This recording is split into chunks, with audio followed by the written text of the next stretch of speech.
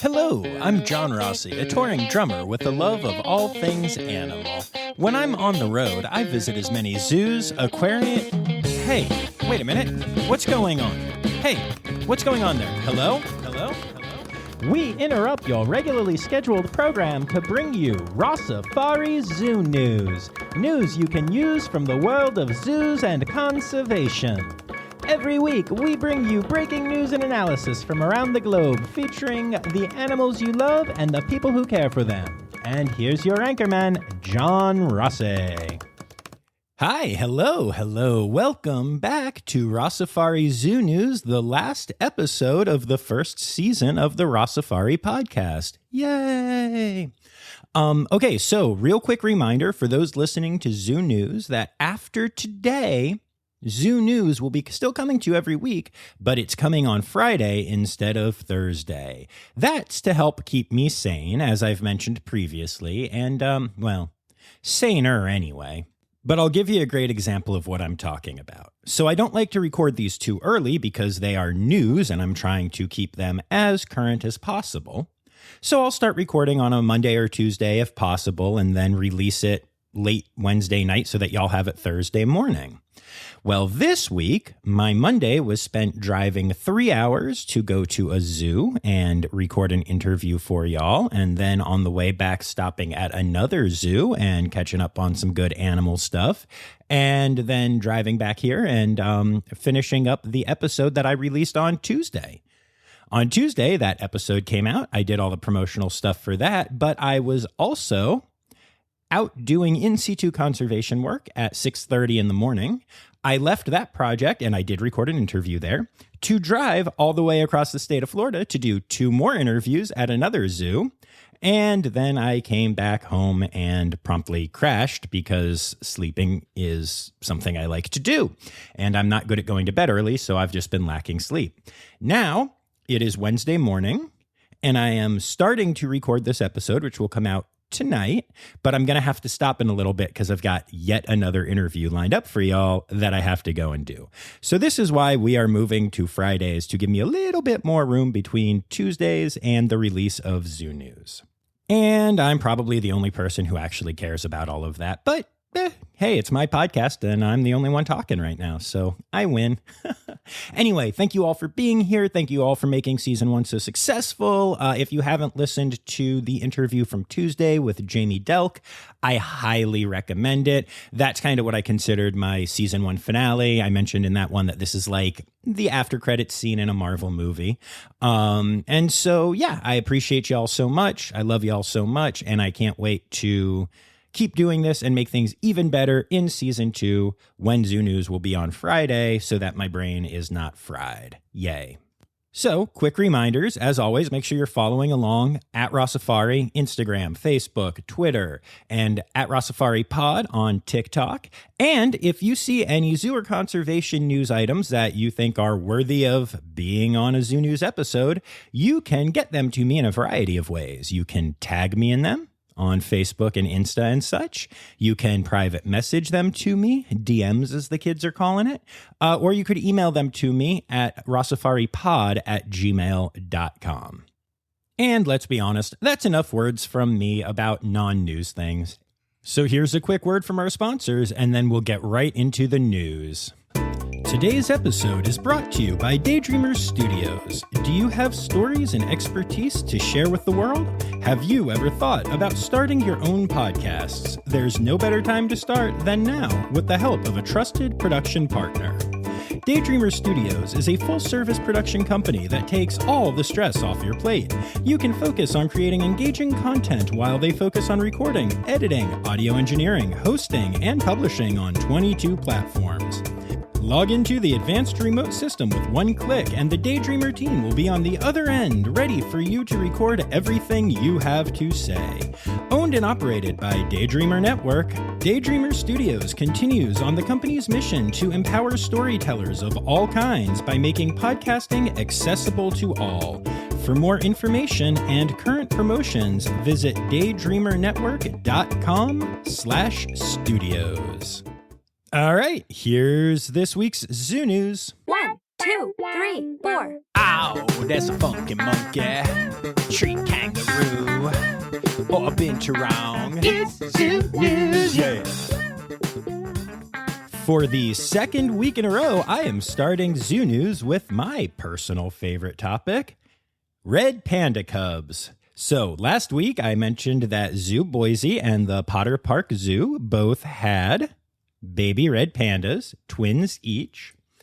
And now I can also announce that the Potawatomi Zoo has had 2 red panda cubs. The Red River Zoo has had not 2, but 3 red panda cubs. And the Seneca Park Zoo has added 2 as well. That's right, y'all. We are reporting 7 new red panda cubs this week. Now, keep in mind that, red panda cubs are an iffy proposition when they are first born. Hopefully all 7 make it, but you never know. But it's just so exciting that, especially when so many animals were not able to move because of COVID protocols and stuff, to have all of these new cubs popping up, it's really good news. And also, let's be real, I'm never not going to report on red panda cubs because it makes me happy. I'm always excited when an international zoo and conservation story comes to me, especially zoo stories. Most of the conservation work we hear about is international, I think. But the Zoo de Barcelona in Spain has released 328 Montseny brook newts back into their natural habitat. These guys are the most endangered amphibian in all of Europe, and the zoo works closely with the Catalan government and with some other partners to try hard to breed and release this species to save it from extinction. Over the past decade, around 1,500 individuals have been reintroduced into the park, and it is going very well.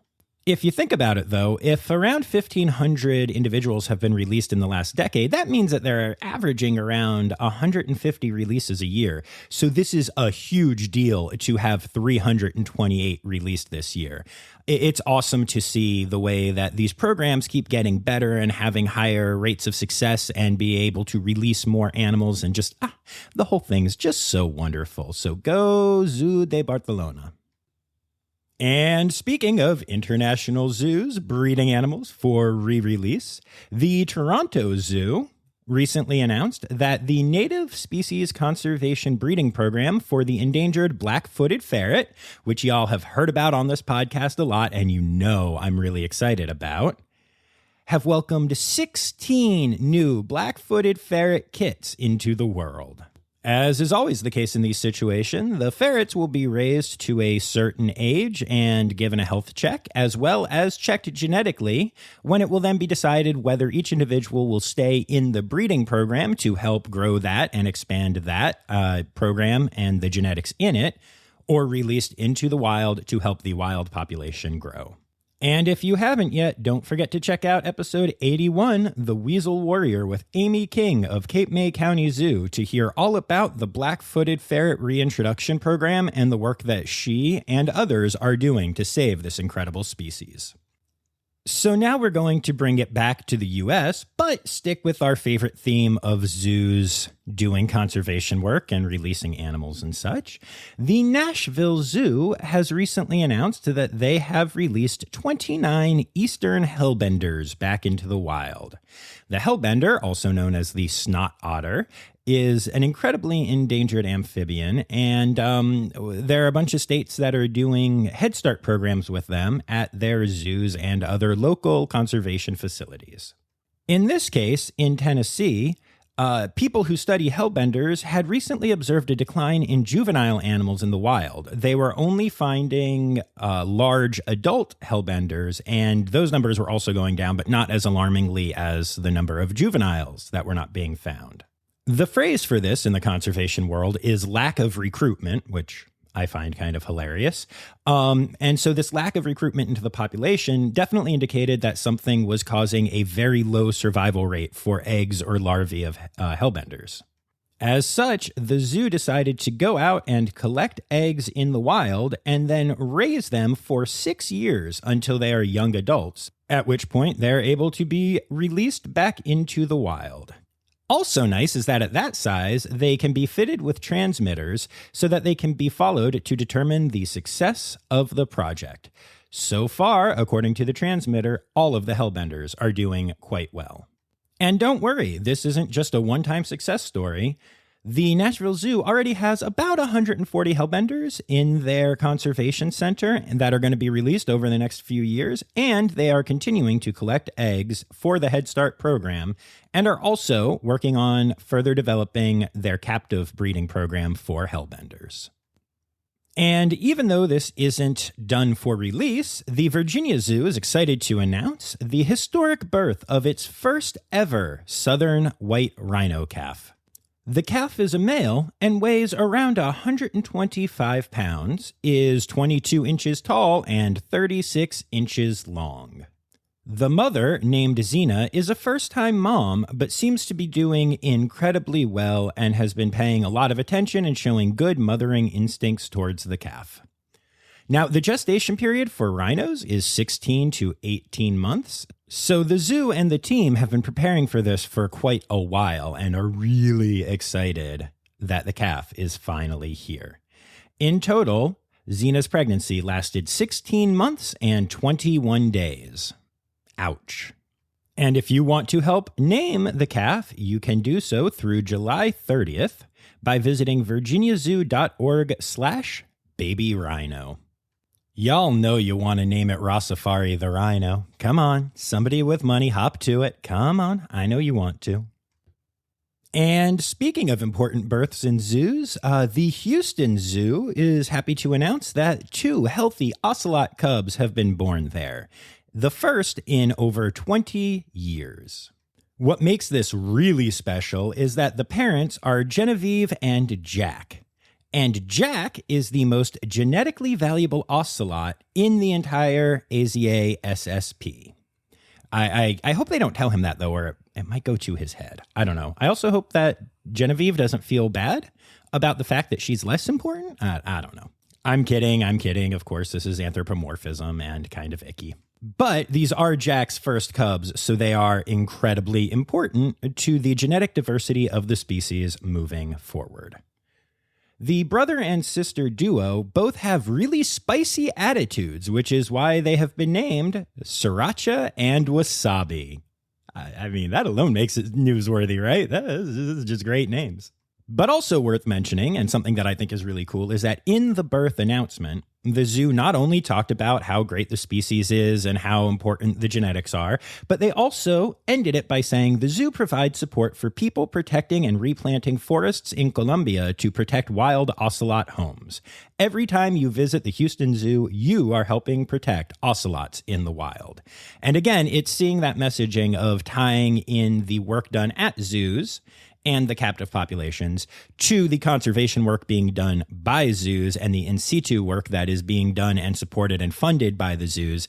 That is so very important to me. And I think the future messaging of zoos and the way that you can easily fight the anti-captivity crowd. And last but not least for Zoo News this week, some interesting kind of inside baseball stuff talking about stud books. Now, those of you who listen know that stud books are the way that we track the genetics of the captive population and figure out breeding recommendations and all that stuff. Stud books are kept very kind of individually. Everybody has their own system, and I've gotten to see a few of the different stud books that are out there now, and they're both really impressive in what they're able to accomplish and also sometimes kind of a organizational nightmare because it's hard to keep track of all that stuff. Well, good news. By 2022, institutional stud books will be moving to the ZIMS system. ZIMS, which is short for Zoological Information Management Software, is the main software system used by most zoos to track husbandry at this time.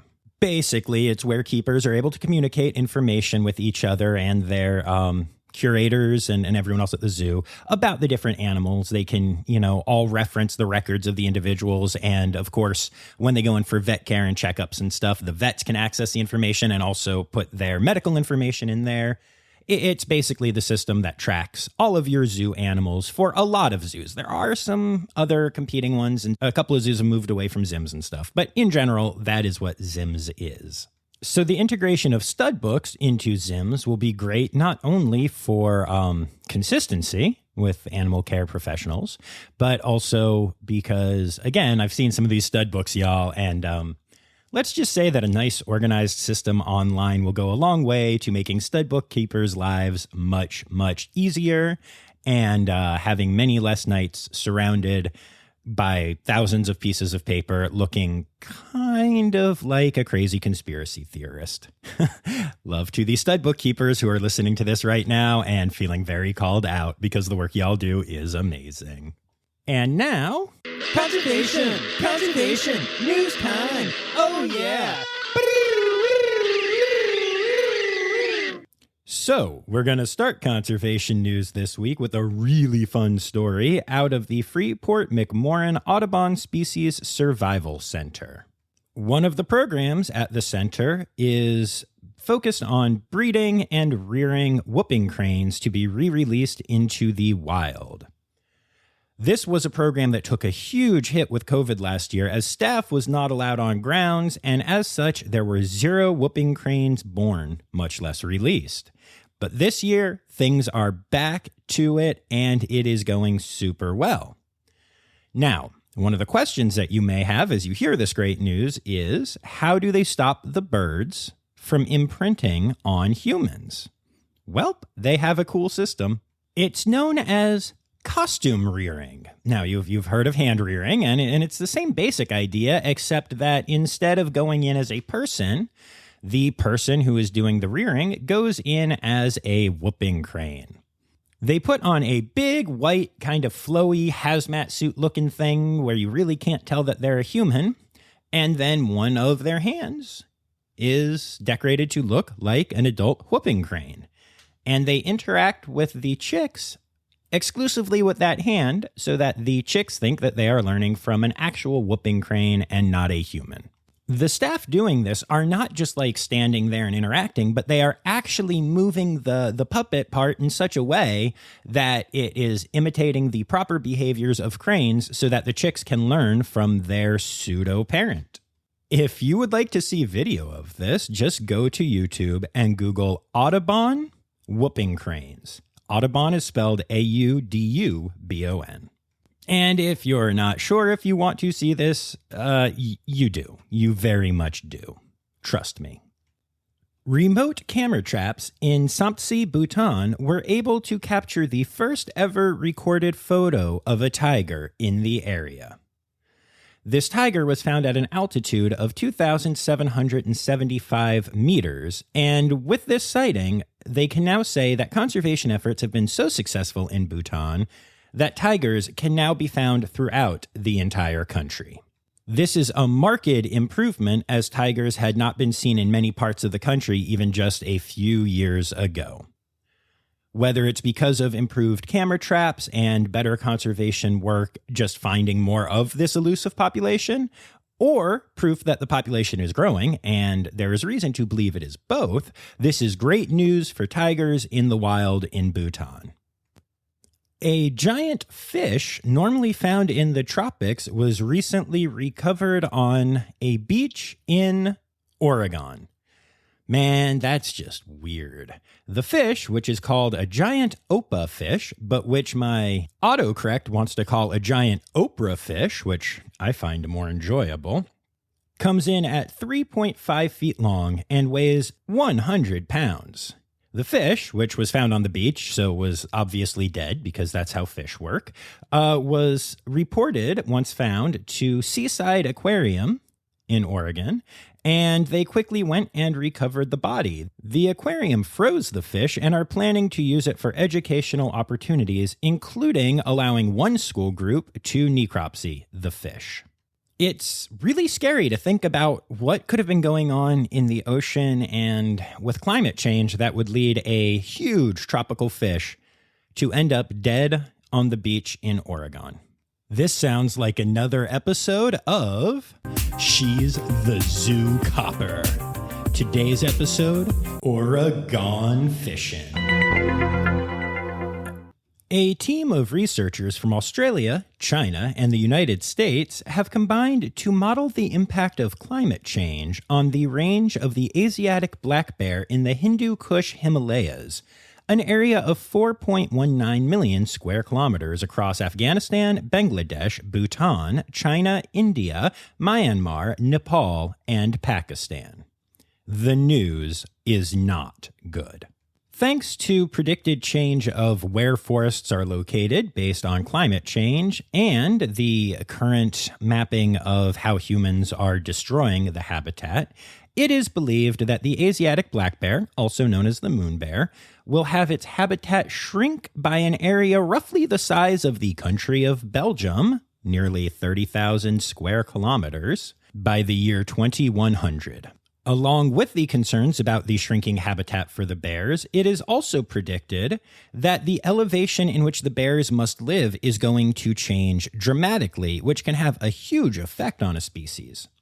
Right now, Asiatic black bears can be found anywhere from elevations of about 1,500 to 3,000 meters above sea level. But by 2100, it is expected that the lowest elevation you'll be able to find this bear at is 3,500 meters, which is just a huge change. And what that means for these bears is still unknown, but it's definitely going to put additional stressors on a species that does not need it.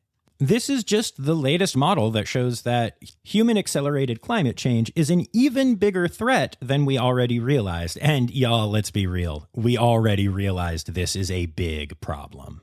I wish I had answers, but for now, all I can do is keep reporting it and spreading the word and talking about it and hoping that we can finally wake up as a species. And you know, it's just a constant problem.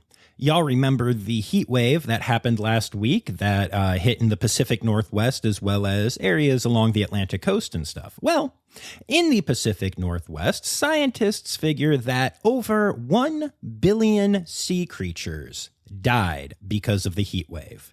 1 billion. And some climate scientists believe that with the current climate crisis happening, we could start seeing similar heat waves once every 5 to 10 years. Again, 1 billion sea creatures died in this one. We simply have to do better. And okay, I'm going to do one more depressing story here in conservation news about just how badly we are destroying the planet. I'm sorry, I know this is a lot, but it is really, really important. The Philippines is an area of the world which has incredible biodiversity, especially amongst their birds. And we're still finding new stuff there. In the last decade alone, 86 new endemic bird species have been discovered. 86. That's incredible. In total, there are actually 594 bird species that can be found in the Philippines. However, a new study done in the Philippines, the most comprehensive study of the bird population there ever, estimates that there are 84 of those species that are at significantly greater risk than indicated by their current IUCN Red List status. And again, it's all the usual stuff. Climate change issues, deforestation, illegal hunting, the wildlife trade, all the naughty things that are so frustrating to conservationists are causing the birds in the Philippines to have major issues that were heretofore unknown.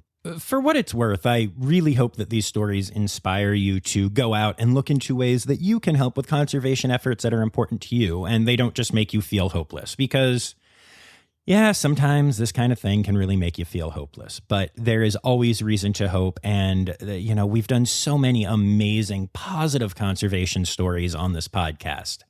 There are people out there working to change these problems, and I hope that you can remember that when we are looking at such a tough situation and when I have to report so many tough things in one single week like this one.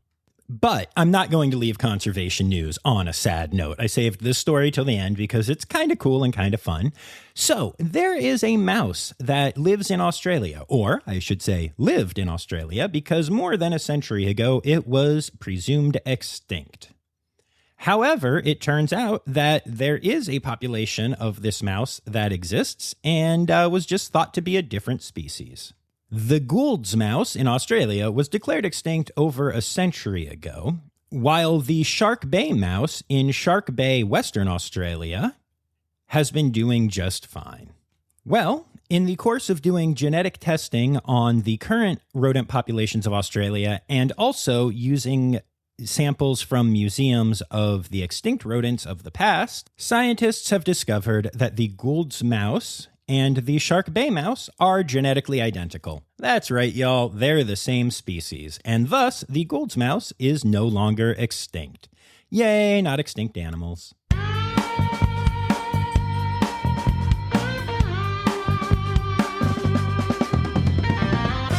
In other news. And for other news this week, we start off with an embarrassed raccoon. But, not really. We'll get there. Anyway, a photo of a raccoon being rescued after breaking into a Georgia home is going viral because it is the picture of a fireman carrying the raccoon out of the house, and the raccoon is covering its eyes and looking super embarrassed at the whole ordeal. Now, of course, this went viral and everyone thinks it's adorable that the raccoon was embarrassed. But what we know from studying animal behavior is that the raccoon was not actually embarrassed. It was probably terrified, and raccoons will cover their eyes when they are scared. Now, to be clear, that's not saying that the fireman was doing anything wrong. The raccoon broke into a home. They were able to pick it up, carry it outside, and release it back into the wild where it was fine. Sometimes these things happen. Very small part of animal-human conflict, and everyone was fine in the end. But it's also interesting to see how things can go viral for anthropomorphic reasons, such as saying that it's an embarrassed raccoon when clearly it is a terrified raccoon. It's still a really cute picture. It's worth a Google if you want to see it.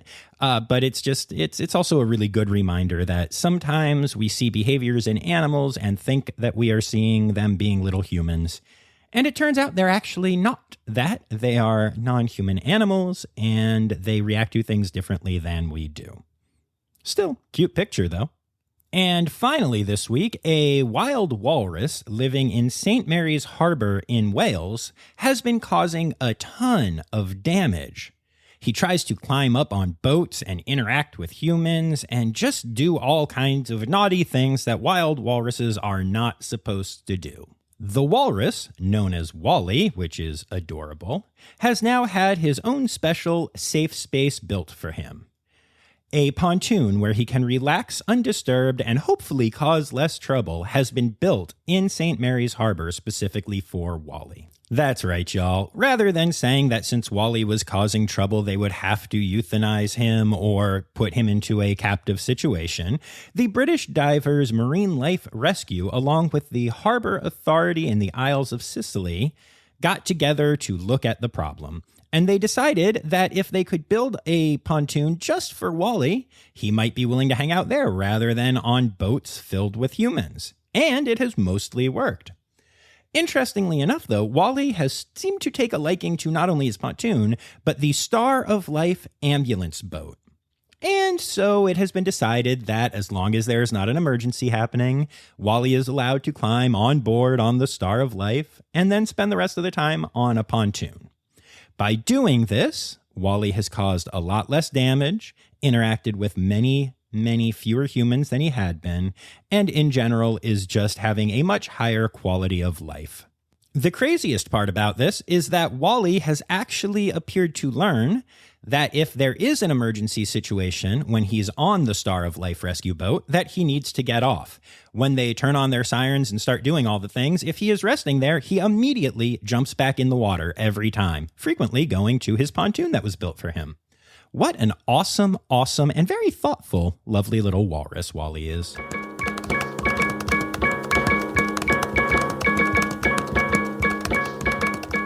And now, your animal holidays for the week. Reminder that it is Wild About Wildlife Month, National Bison Month, and Plastic Free July. Also, we're right in the middle of National Zookeeper Week, and if you're following along on Instagram at Rossifari, you're seeing me put up lots of stories giving lots of love to lots of my favorite zookeepers that have been on the podcast. Just such amazing people and the inspiration for all of this. Oh, it's also the middle of Coral Reef Awareness Week, which is pretty exciting because I'm actually off to record an interview about corals at Mote Marine Lab today, which I cannot wait to share with you all. And as far as individual animal days, well, according to the Peppermint Narwhal Animal Calendar, I don't have much to tell you, friends.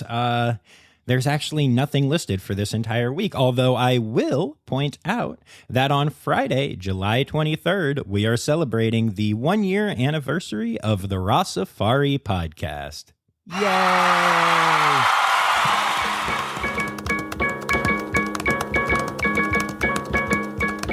All right, and that wraps it up for the week. I would like to say a heartfelt thank you to Kim Cooley, Dr. Natalie Taco, Dr. Zoe Vesley-Gross, Danny Poirier-Larson, and Martin at Martin's Exotics for sharing some stories with me this week. Remember, you can also share them with me and then get your name said on here by tagging me in things or DMing them to me or emailing me at rossifaripod@gmail.com. Okay, here come the Steiderk Yaswen. The Rossifari podcast is produced, hosted, and engineered by John Rossi. Editing and fact-checking by John and Dr. Zoe Vesley-Gross. Our theme song is Sevens by Nathan Burke, performed by Nathan and John. Interrupting John theme and additional voices by Taylor Isaac Gray. You can reach John directly on Instagram and Facebook at Rossifari or by email at rossifaripod@gmail.com. Rossifari is part of the Daydreamer Media Network. Now, stop listening to me and go visit a zoo.